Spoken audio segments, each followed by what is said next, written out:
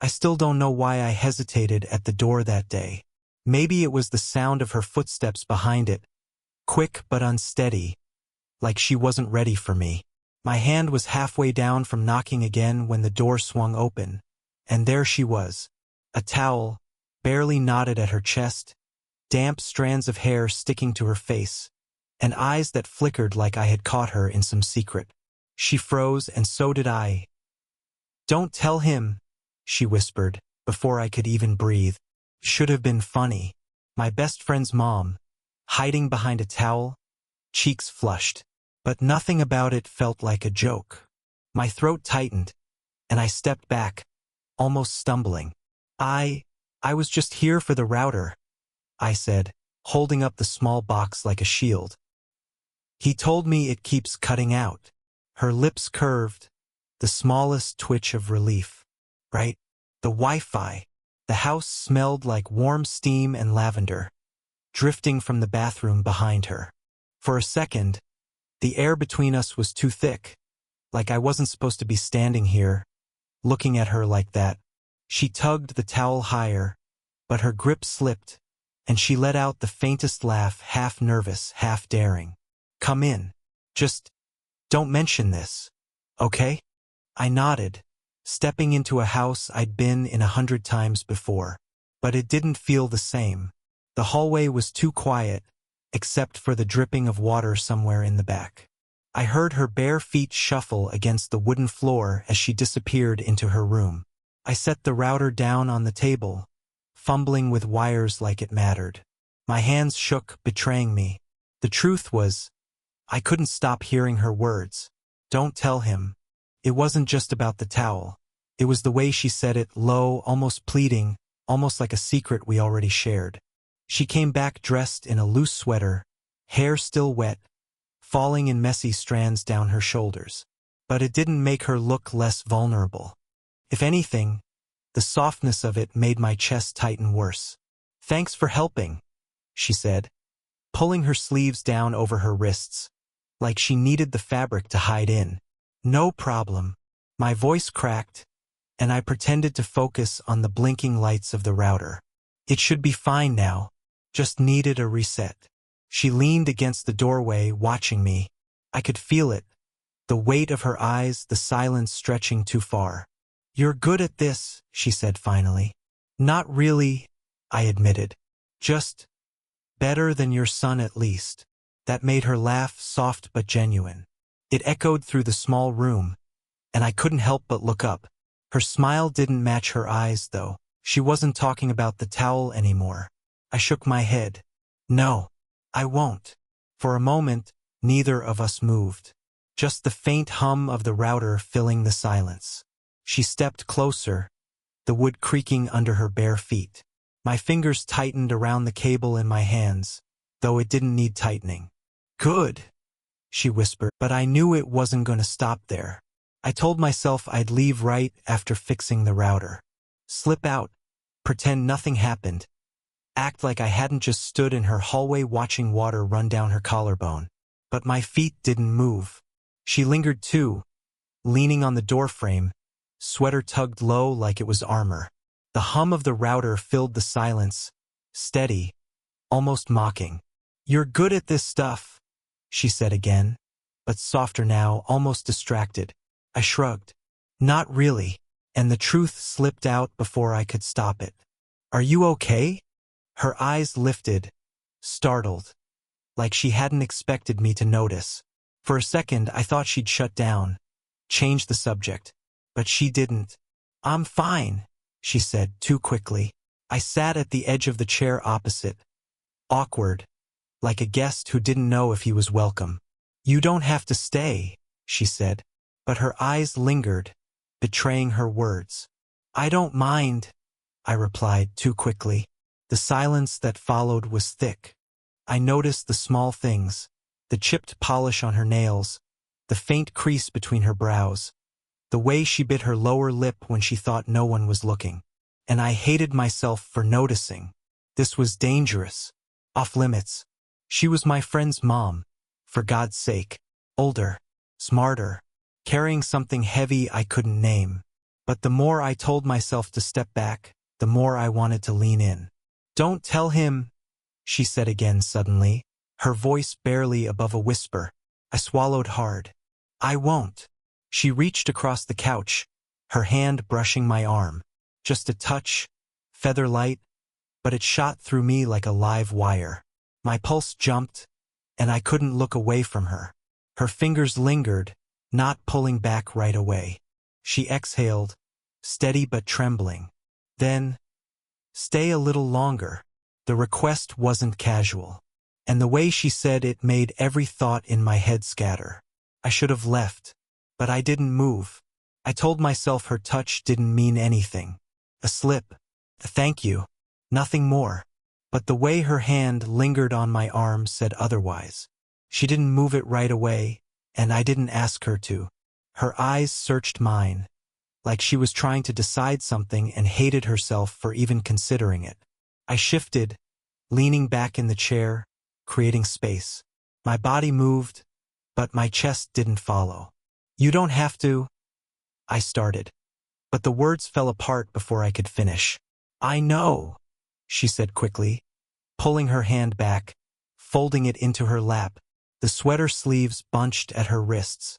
She twisted the fabric, like she needed something to hold on to. The silence that followed wasn't empty. It was crowded, memories, regrets, all the things neither of us would say. And then, like she couldn't hold it in anymore, she whispered, "It's been months since anyone even looked at me like I was anything." Her voice broke on that last word. My chest ached. I should have looked away, given her the privacy she deserved. But I couldn't. My gaze locked on her, steady, helpless. I opened my mouth, almost reckless, ready to confess the truth, that I had thought about her more times than I could admit, that the sight of her at the door in that towel was burned into me. But before I could, her phone buzzed on the table. The sound snapped the moment in half. She flinched, grabbing it too quickly. Her son's name flashed across the screen. Her voice was steady when she answered, but her hand shook. "Yeah, no, I'm fine. Router's fixed. He helped." Her eyes flicked to me as she said it. I shifted in my seat, heart pounding. The conversation was short. She hung up, placed the phone down too hard, then stared at it like it might betray her. "That was him?" I asked, though I already knew. She nodded, her jaw tight. "He'll be back late. He always is." The room pressed in closer after that. I leaned forward, elbows on my knees, trying to slow my breathing. I should have stood up, should have thanked her and walked out the door. But instead I said, "You don't deserve to be alone in this house all the time." Her eyes softened at that. She looked at me as if no one had ever said those words to her before. She leaned in, not much, but enough that the space between us felt dangerously small. My pulse hammered.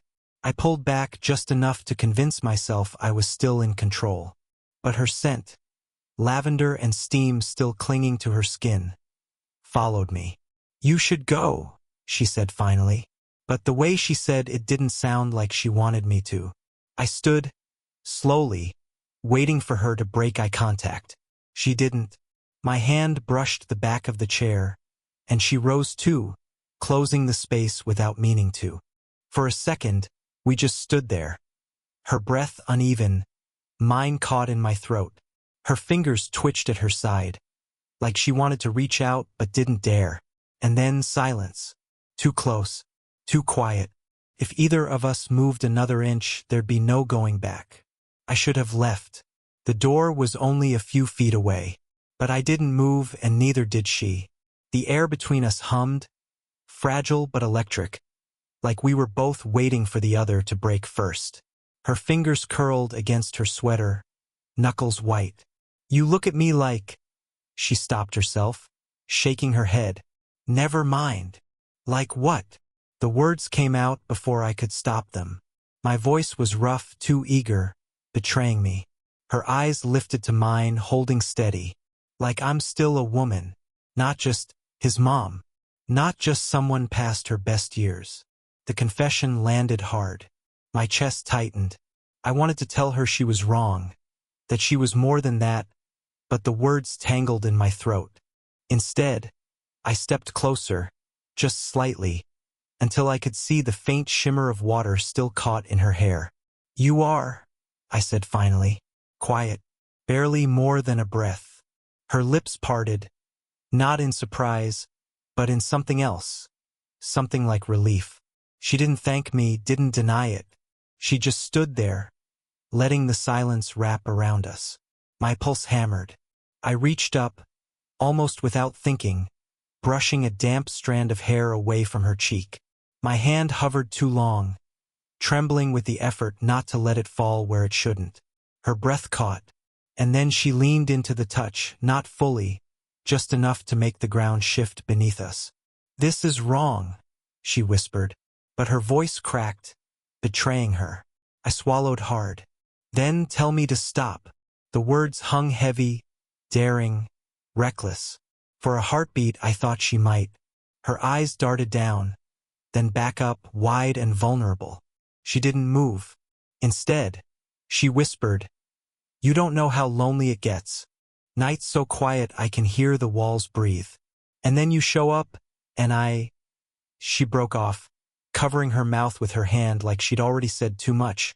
I stepped back, dragging air into my lungs, trying to steady myself. "If I stay, I don't know if I'll be able to pretend anymore." Her hand fell from her mouth. "And if you go?" The question wasn't casual. It wasn't even really a question. It was an opening, a wound, a plea. I had no answer. My throat closed around the truth because every version of it led to the same place. Dangerous, forbidden, but real. We stood there, the hum of the router the only sound. Our eyes locked like we were already in too deep. Neither of us spoke again. The silence was louder than words, loaded, trembling on the edge of collapse. Her lips parted as if to say something, then closed again. She didn't need to finish.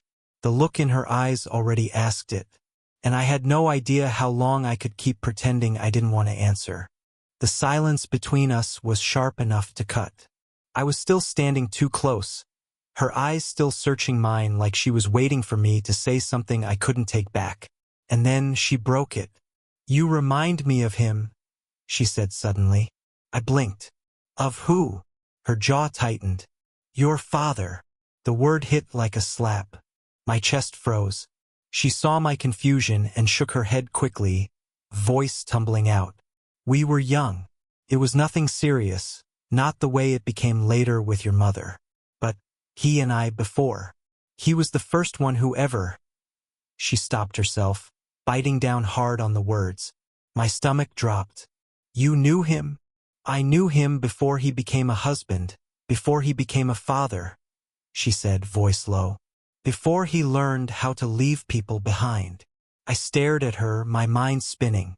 All the boundaries that already felt fragile cracked beneath me. This wasn't just about my best friend's mom anymore. She had been a piece of my family's history, hidden in the shadows, tied to me in ways I never knew. I stepped back, dizzy. "Why didn't you ever say anything?" Her laugh was hollow. "What would it have changed? You were just a kid. And he was long gone by then." The room tilted. I wanted to hate her for keeping it from me, for letting me walk into this blind. But the look on her face stopped me.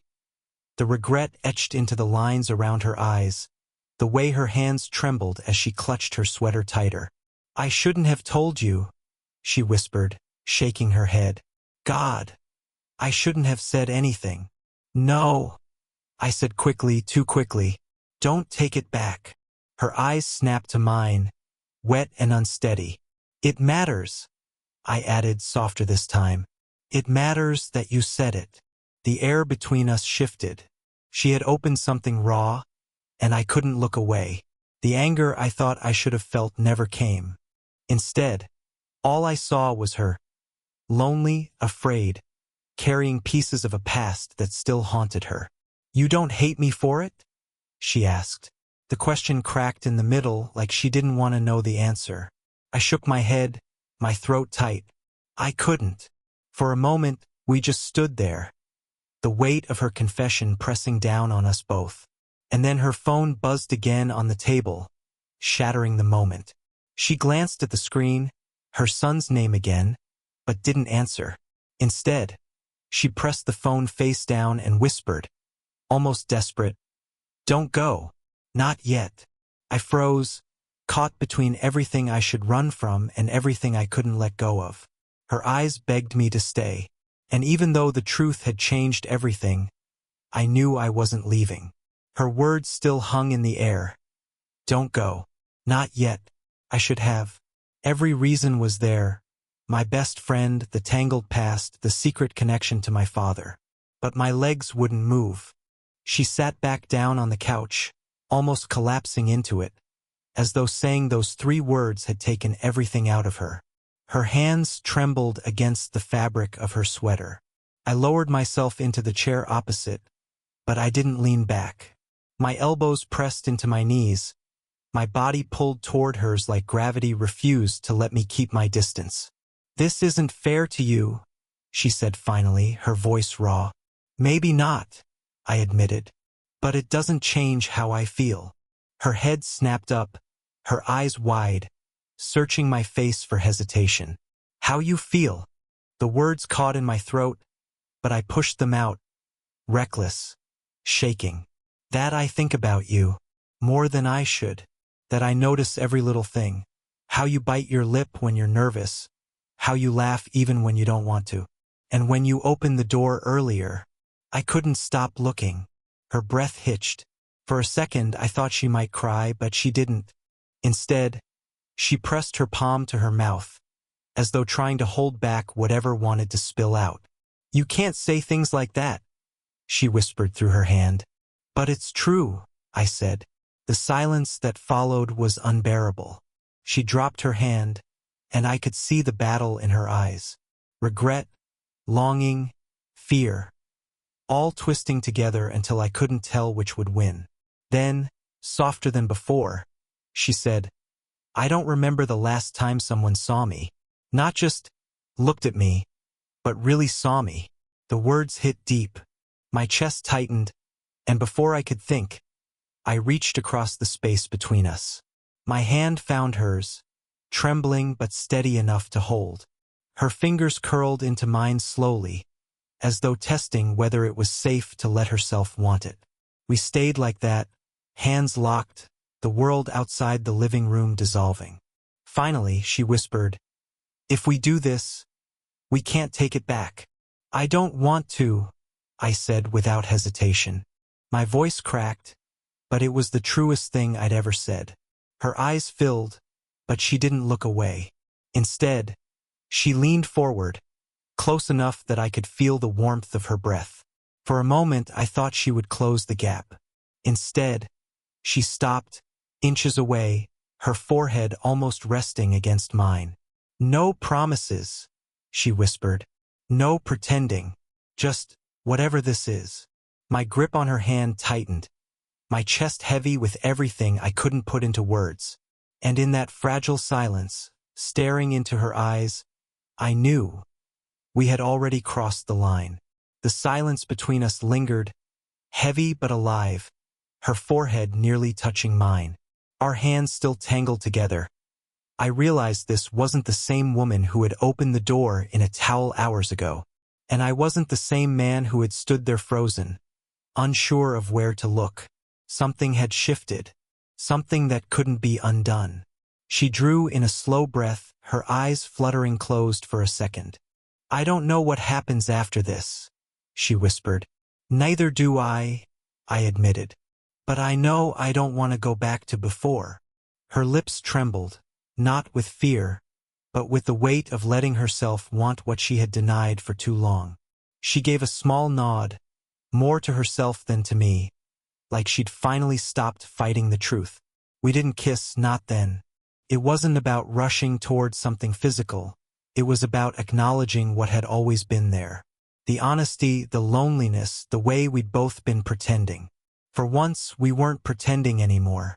She sat back slowly, her hand still holding mine, her voice steadier now. "You know this is complicated. You can't find out. Not yet. I know. And if you regret this later, I won't. The answer came without hesitation. Her eyes softened, but she didn't argue. Instead, she gave the faintest smile, tired but real, and whispered, "Then maybe we finally stop being alone." The hum of the router filled the room again. Steady, constant. Life outside that living room would still be messy. Her son, our history, the questions we hadn't asked yet. But in that moment, none of it mattered. For the first time, I felt like we were both exactly where we were supposed to be. I stood, pulling her gently with me, and for the first time she didn't resist.